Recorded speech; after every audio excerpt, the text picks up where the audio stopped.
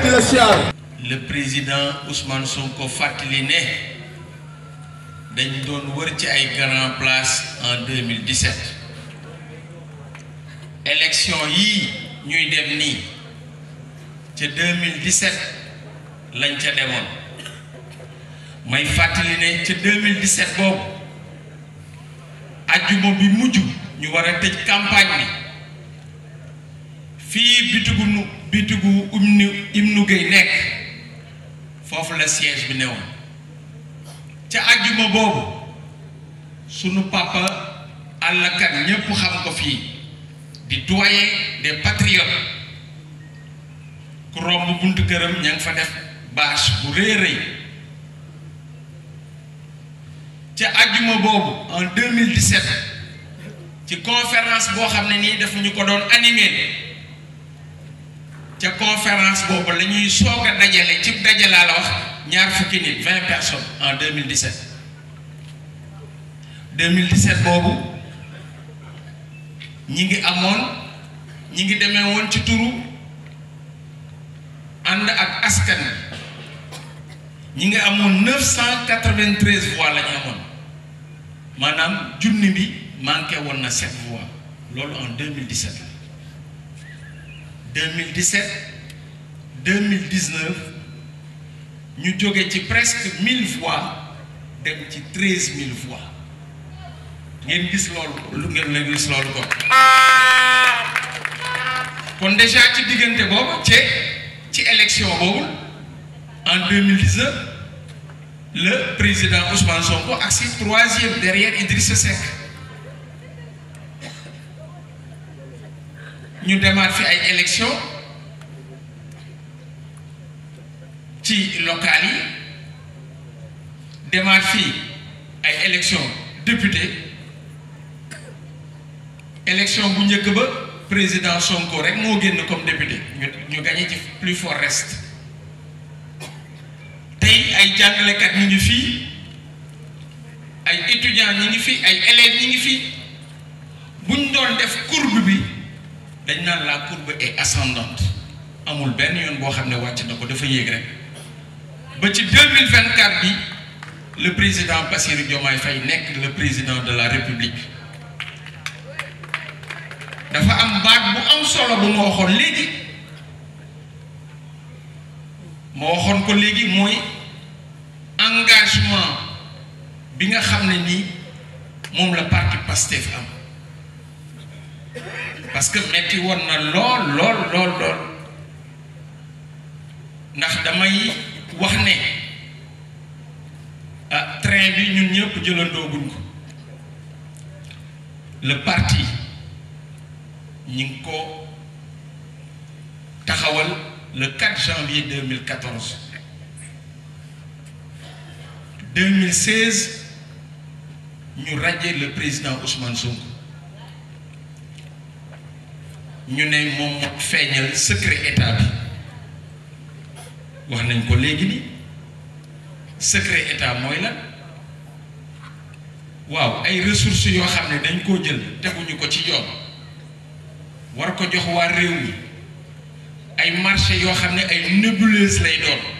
ay surfacturation lay doon ma ne boobu gouvernement bu ma ci bokkee danaa ko fësal loolu moom danaa ko feeñal de loolu la Ousmane Sonko def en 2016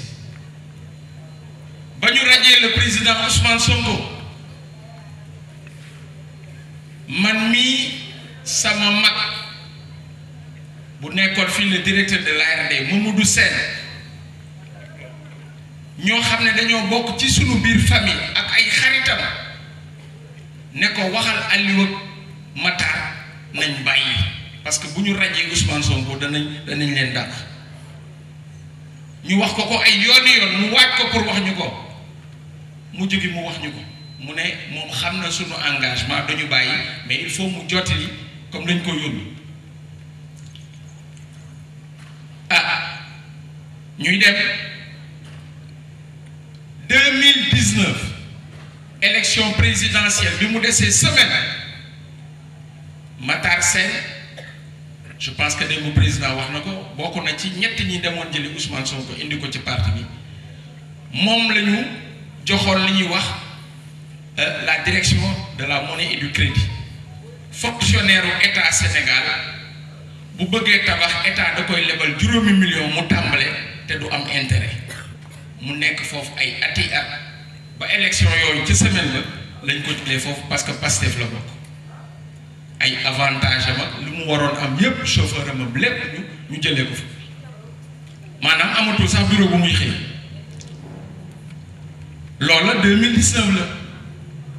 ci 2019 boobu ñun ñii dañoo jongante fi ay yoon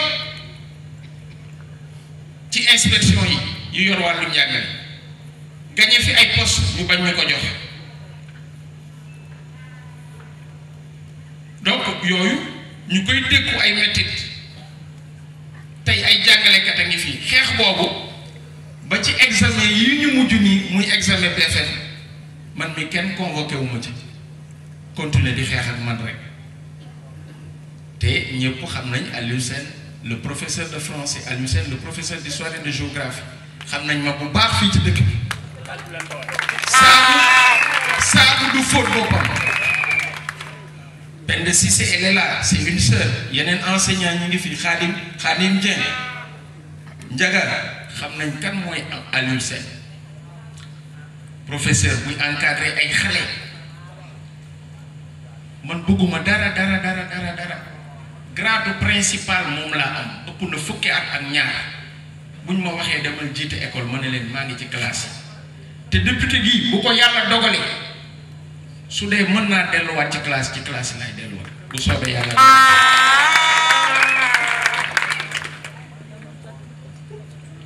yàggu ñu kaso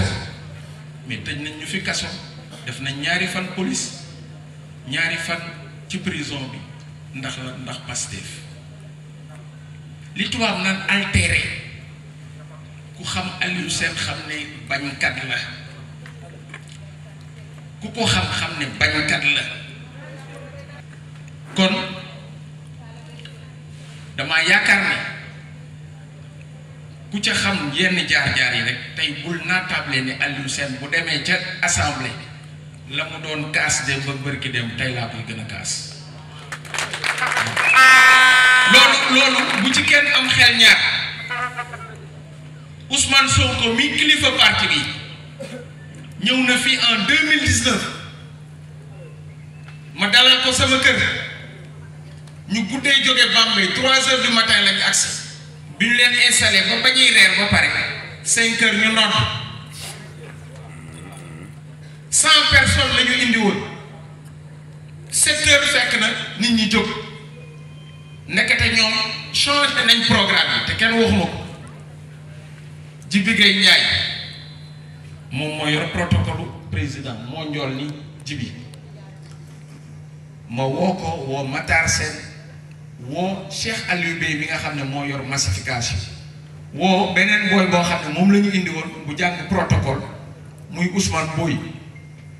ma ne ko kaay leen ñu dem gis président bi ma ñëwee ma fëgg ñu dugg ma ne ko mbaa président nelaw nga bu baax mu ne ma waaw ma ne ko